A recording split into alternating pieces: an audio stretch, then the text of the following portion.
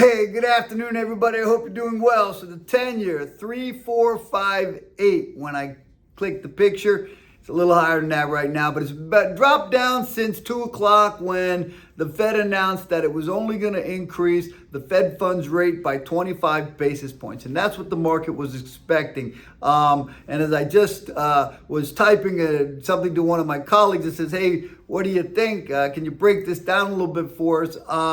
Basically, I said the market was anticipating the 25 basis points, and it really wasn't so much. That didn't really have an impact on the 10-year treasury, what the markets were going to do. It was the conversation afterwards with Fed Chairman Jerome Powell that had a greater impact. And many times what I feel is that it takes some time. I usually say 24 hours for the markets to digest the conversation, read through the notes, and say, hey, they're either dovish or bearish on this. I heard the word dovish on Bloomberg when I was watching the conversation, and they say, hey, his statements were a little dovish, meaning like, hey, they've got to take into consideration this bank situation, as well as inflation, as well as the employment numbers, and the bank situation has now caused a little bit of hesitation to the tools that they have at their disposal with regards to inflation and employment numbers. So anyways, we'll see how this thing plays out. What else is going on?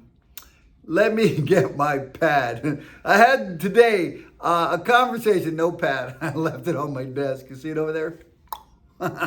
I'll leave it there. So, had a conversation today and talked to an agent of ours yesterday. A client was getting ready to go to the closing table on Friday, this Friday, 2 days from now, right? And deal fell apart due to underwriter reviewing income and saying, hey, they didn't agree with the loan officer's income calculation.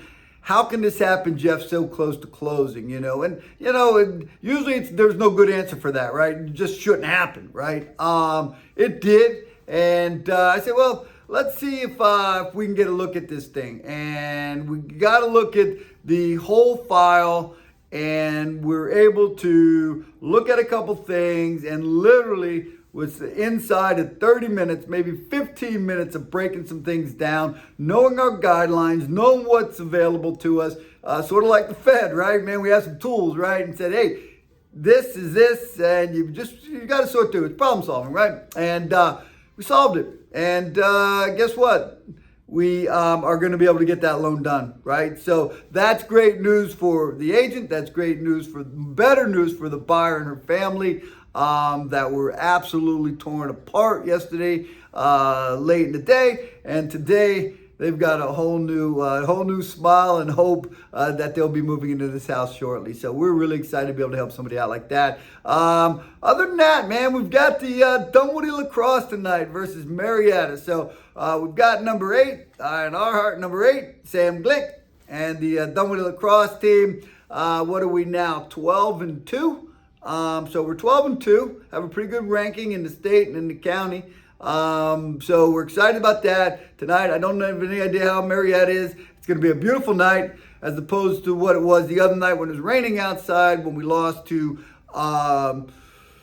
Marist in overtime, got a 5-5 tie into overtime, ended up with we got the ball, and then we ended up with a penalty, and then they got the ball back because of the penalty, and then they scored on us, and we lost 6-5. So anyways, that's it. If you have any questions with regards to mortgages, 404-915-6834. If you want to talk about the Fed funds rate, you can call me for that too. If you want to talk about Dunwoody Lacrosse, I probably know a little bit less about that than I do about the other two, but give me a call. So hope everybody has a great evening, and we'll catch up with you tomorrow. See you.